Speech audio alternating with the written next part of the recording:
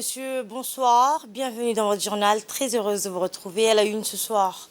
Le ministre des Transports a, dans le cadre du renforcement de la connectivité régionale et des liens commerciaux, accueilli une délégation conduite par le ministre éthiopien des Transports et de la Logistique.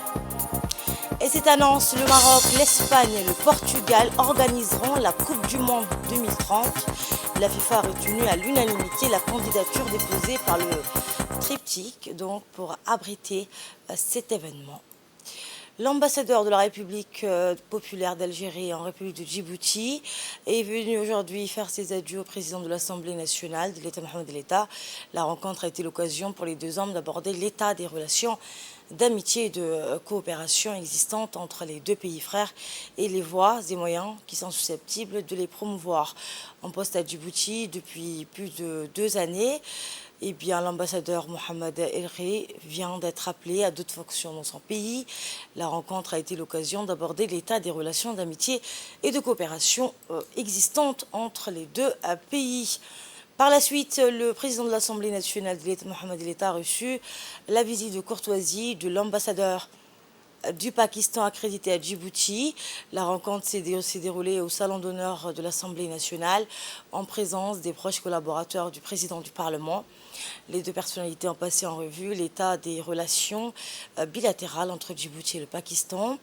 Ils ont ainsi soulevé les voies et moyens qui sont susceptibles de les renforcer davantage entre les deux pays et les deux peuples, notamment en matière de coopération parlementaire, économique et dans bien divers d'autres domaines. Le diplomate pakistanais a remercié le président de l'Assemblée nationale pour l'accueil chaleureux de l'État. Mohamed El État a quant à lui assuré l'ambassadeur sa pleine disponibilité pour l'accomplissement de sa mission diplomatique sous les cieux djiboutiens. À la une également, les relations dynamiques entre Djibouti et l'Éthiopie franchissent une nouvelle étape, propulsant l'intégration régionale vers des sommets inégalés. Les deux nations voisines unissent leurs forces pour renforcer la connectivité, les infrastructures et les opportunités commerciales, ouvrant ainsi la voie à une ère de développement économique et de prospérité partagée. Et c'est dans cette optique que le ministre des Transports, Hassan Houmada, dans le cadre du renforcement de la connectivité régionale et des liens commerciaux, a accueilli une délégation conduite par Balro Hassan Balro, le ministre éthiopien des Transports et de la Logistique, qui est en visite officielle de 5 jours à Djibouti. Cette visite a pour objectif de promouvoir la coopération et d'explorer les opportunités visant à renforcer les liaisons logistiques et de transport entre les deux pays. La délégation a débuté sa visite au port de Demed Jog, situé dans le parc industriel de la même localité. Ils ont été chaleureusement accueillis par M. Aboubakar Omar Hadi, président de l'autorité des ports et des zones franches, qui les a personnellement guidés à travers l'installation. Au milieu des machines et des imposants réservoirs de stockage, M. Hadi a offert un aperçu des opérations quotidiennes du port, mettant en avant son rôle crucial dans le commerce régional. La prochaine étape de la délégation a été la visite de la gare de Nagat, où le directeur de la gare a démontré les utilités du transport ferroviaire.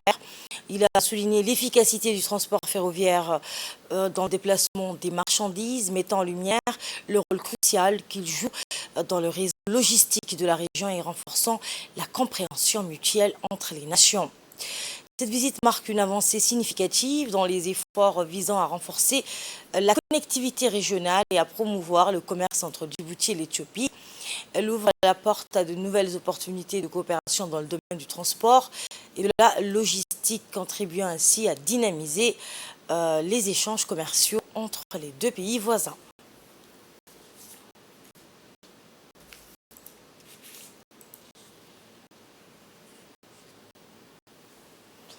La visite s'est poursuivie avec la délégation se rendant par la suite au terminal SGT, où elle a bénéficié d'une présentation détaillée des opérations en cours sous la direction de M. Abdi Adawi Segad, directeur général du terminal.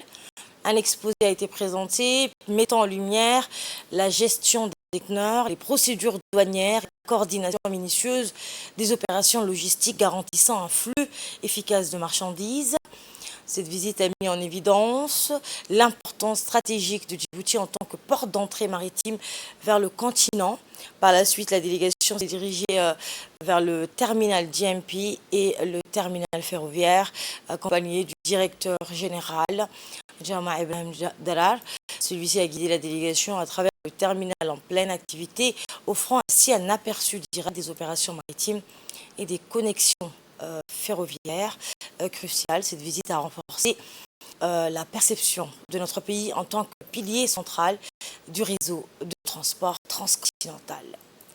Et le point culminant de cette visite s'est déroulé à la tour internationale du PK23 du Djibouti. À cet endroit, M. Malraux et sa délégation ont engagé une discussion ouverte et productive avec le ministre des Infrastructures et de l'Équipement, dont l'expertise s'est avérée inestimable, et le président de l'autorité des ports et des zones franches, qui a exprimé l'engagement du pays en faveur de la coopération régionale.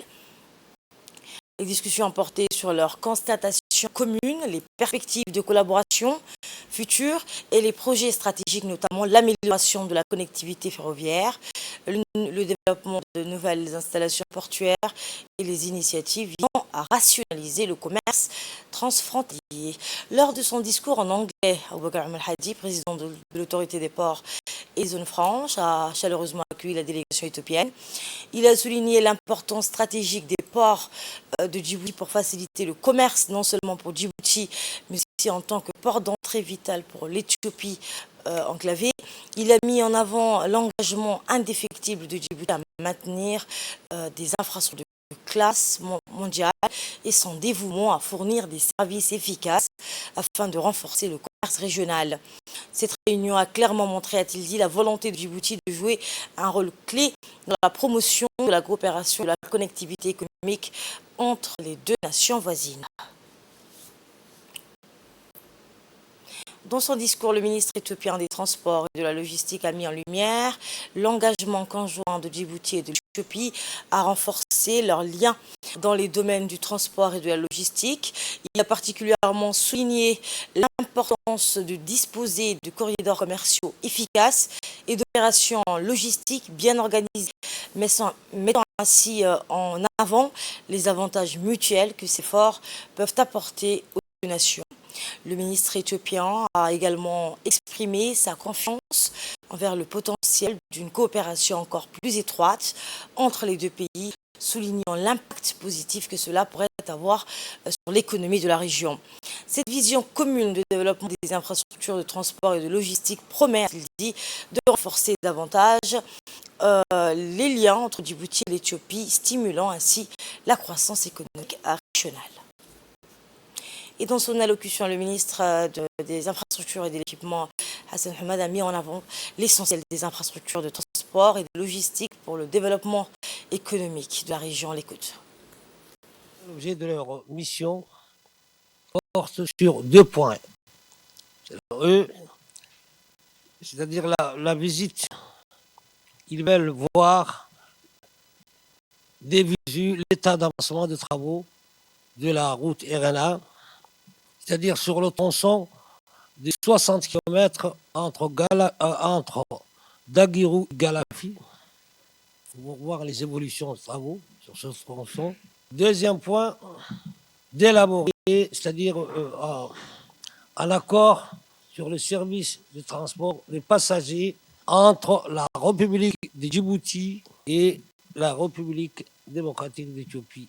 Et de l'autre côté, nous avons introduit un point qui nous a paru important et opportun, c'est-à-dire la visite de nos infrastructures portuaires, ainsi que le chemin de fer. Les discussions ont porté sur les aspects essentiels du commerce et de la connectivité du transport transfrontalier de passagers et de l'accord sur les services de transport routier entre Djibouti et l'Éthiopie. C'est ce qu'a indiqué le président de l'autorité des ports et des zones franches, Aboubakar Al-Hadi, dans une interview à l'issue de ces différentes visites du ministre éthiopien. Nous l'écoutons. En visite, nous sommes très heureux de vous avoir reçus. Dans les ports, les zones franches, vous avez visité ce matin.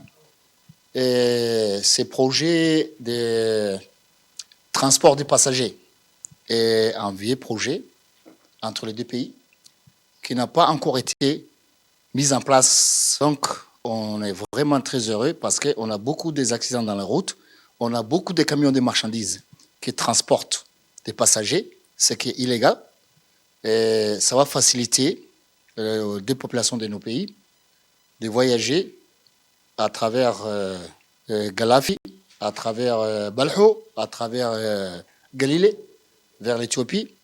Et c'est très important parce qu'on a déjà un fret passager du chemin de fer, mais le chemin de fer ne peut pas aller partout. L'avion ne peut pas aller partout. C'est ce qu'on appelle les last miles.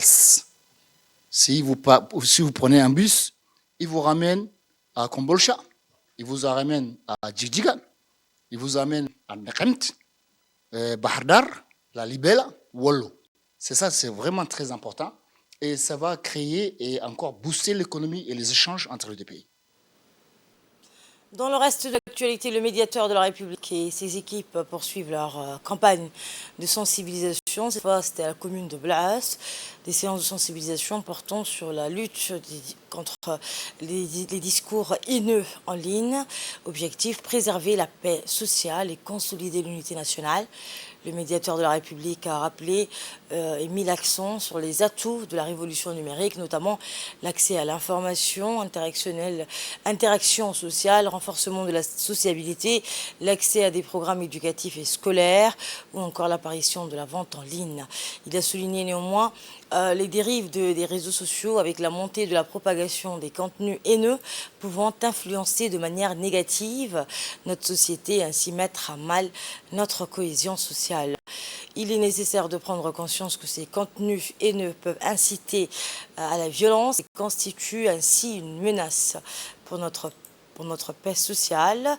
C'est ce qu'a indiqué le médiateur de la République. Il a décidé d'agir et de lutter contre les discours haineux sur Internet, d'alerter nos concitoyens sur les conséquences néfastes que peuvent engendrer ces contenus pour ainsi faire obstacle à la haine.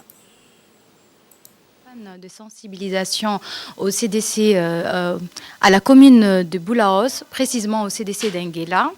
Alors, c'est une sensibilisation portant contre les discours de haine en ligne. Alors, le médiateur de la République, il a d'abord entamé ce propos en rappelant les atouts, les avantages des réseaux sociaux, d'Internet, tout en soulignant bien sûr ses dérives, notamment sur les réseaux sociaux. L'on fait face à des contenus haineux, à la propagation des contenus haineux,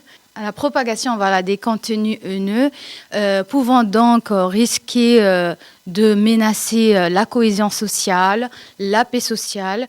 Donc, le médiateur a donc décidé d'agir et de lutter contre ces contenus haineux, d'alerter bien sûr les concitoyens djiboutiens. Le chef d'état-major général des armées a présidé ce matin l'Académie militaire interarmée d'Arta, la cérémonie de clôture d'une formation académique au profit des élèves officiers de la 12e promotion. À son arrivée à Lamia, le chef d'état-major général des armées a passé en revue le dispositif composé du piquet d'honneur de la musique nationale des élèves officiers de la 12e promotion et les lauréats.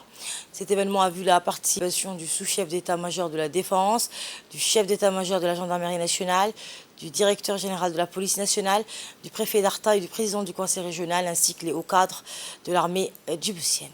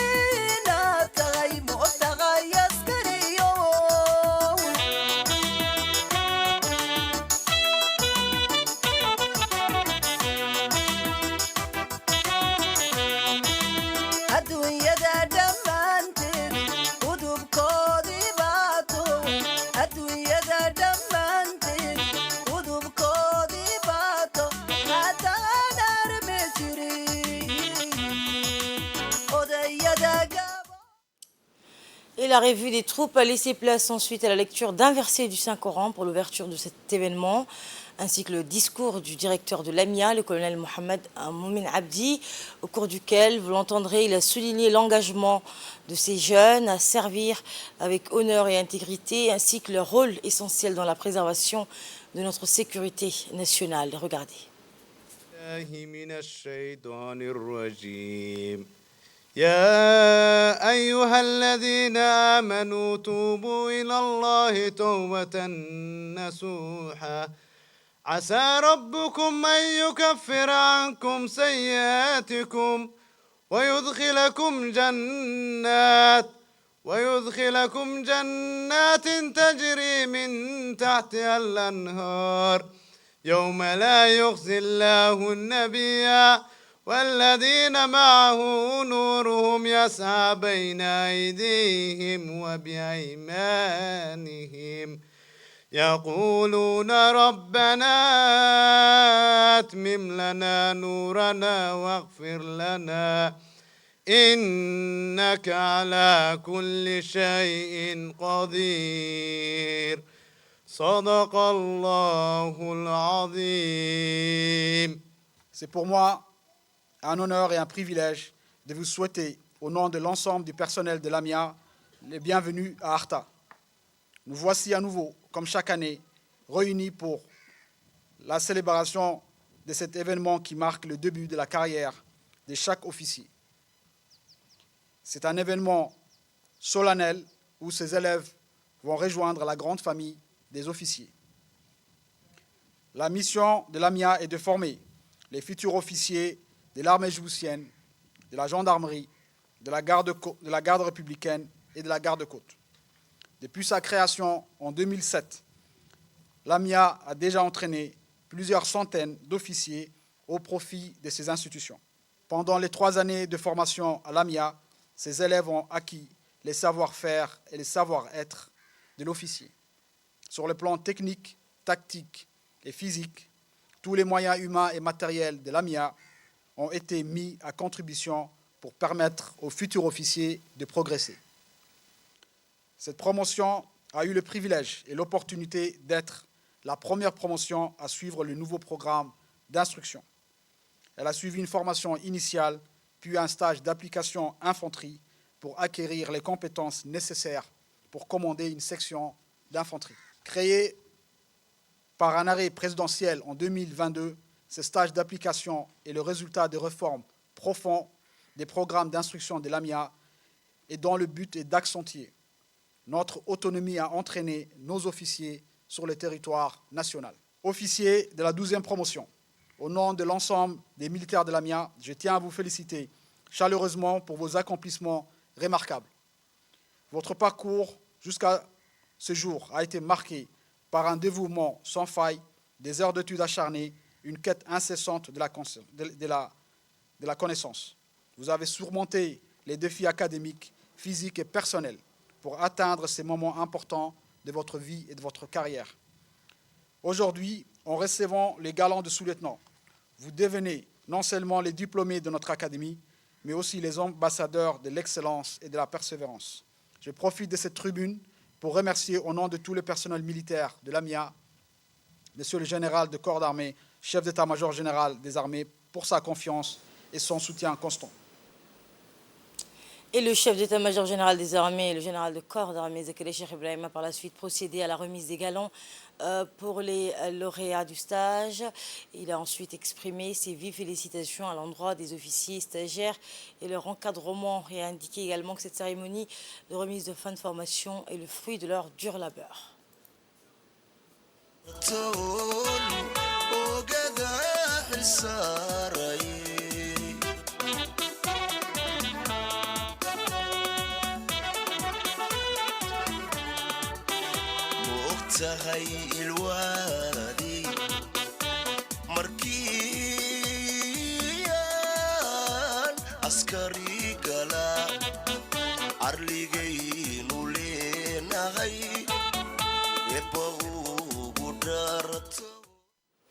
Et la cérémonie a été empreinte d'un profond respect envers nos traditions militaires et nos valeurs nationales. Les élèves officiers ont prêté serment, engageant solennellement leur loyauté envers la nation et leur peuple.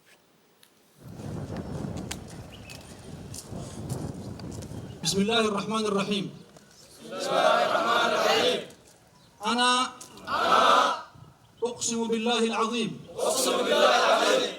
وبكتابه العزيز. وبكتابه العزيز. ودينه الحنيف. ودينه الحنيف. ودينه الحنيف. ودينه الحنيف. أن أكون جنديا مخلصا وفيا يخدم وطنه محافظا على أمن وسلامة الوطن حاميا ومدافعا على تراب في البر والبحر والجو داخل وخارج جمهورية جيبوتي وأن أكون محافظا وأمينا على حفظ الأسرار العسكرية وأسرار الدولة وأن أكون مطيعا للأوامر العسكرية ومنفذا لأوامر قادتي بدون تردد نحترم اللوائح والقوانين العسكرية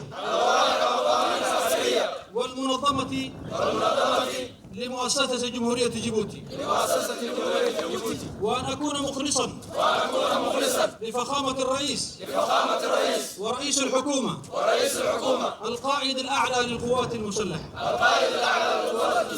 وأخيرا أقسم بالله العظيم بأن أجاهد بشجاعة وشرف وعزة مضحيا بدمي وحياتي لإحراز النصر الكامل على أعداء وطني وإذا ما وفيت بهذا القسم العلني فليطبق علي العقاب الذي تنص عليه قوانين الدولة واللوائح العسكرية والله على ما أقول شهيد وهو ولي التوفيق والسداد الله أكبر الله أكبر الله أكبر العزة للإسلام والسلام.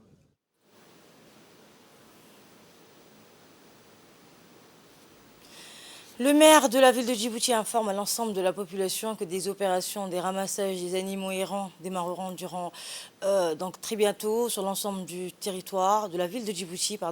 Le maire de la ville donc rappelle également aux propriétaires de ces animaux que le règlement d'hygiène et de voirie en vigueur en République de Djibouti interdit la divagation des animaux dans la ville. C'était il y a quelques jours, la région de Dikil a marqué le début de l'année scolaire 2023-2024 pour les écoles préscolaires. 13 écoles ont ouvert leurs portes pour accueillir 450 enfants préscolaires avec une délégation conduite par le président du conseil régional, Mahad Hussein Ahmed, et son vice-président Ibrahim Goura Abdallah. Cette rentrée scolaire symbolise l'engagement de la région envers l'éducation préscolaire, offrant à chaque enfant les meilleures opportunités d'apprentissage. Les autorités locales et régionales sont déterminées à soutenir ces jeunes élèves pour un avenir prometteur. Les hauts responsables ont souligné l'importance de l'éducation préscolaire en tant que fondement de l'apprentissage futur et ont exprimé leurs meilleurs vœux pour une année riche en découvertes et en succès. Cette rentrée donc témoigne de l'investissement du Dikil dans l'avenir de sa jeunesse. 2023-2024, on vient d'accueillir ce matin la petite enfance sur les 5 écoles de la région du Dikil chef-lieu, à savoir Dikil 1, Dikil 2, Dikil 3, Dikil 4 et l'école bilingue. Environ 250 petits enfants ont pris le chemin de l'école ce matin. Les classes sont climatisées, les enfants sont sur des tables toutes neuves. Toutes les conditions sont réunies. Les enseignants, ils viennent de terminer 2 semaines de formation, toujours sur la petite enfance. Et voilà, nous démarrons notre année et je remercie ici le préfet, le président du conseil régional et toute l'équipe de Dikil. Et Inch'Allah, elle sera une année de réussite. Merci.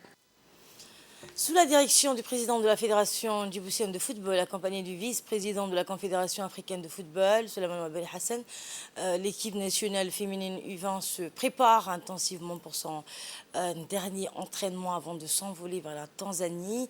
Là-bas, elles affronteront leurs homologues tanzaniennes dans les matchs aller et retour des éliminatoires africaines de la Coupe du Monde 2024 en Inde.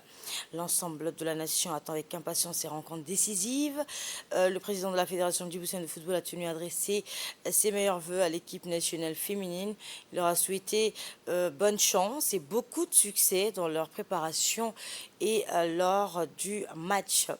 Eh bien, les yeux du pays sont tournés vers ces jeunes athlètes prêtes à tout donner pour défendre les couleurs nationales et décrocher une place à la Coupe du Monde 2024 en Inde. L'Espagne, le Portugal et le Maroc organiseront la Coupe du Monde 2030. La candidature conjointe de ces trois pays a été retenue, c'est ce qu'a fait savoir hier la FIFA à travers un communiqué, mais certains matchs seront également disputés en Amérique du Sud de ce fait. Cette Coupe du Monde sera la première de l'histoire à se dérouler sur 3 continents. Voilà, c'est la fin de cette édition. Merci de m'avoir accompagné. Passez un excellent week-end sur Télé Djibouti.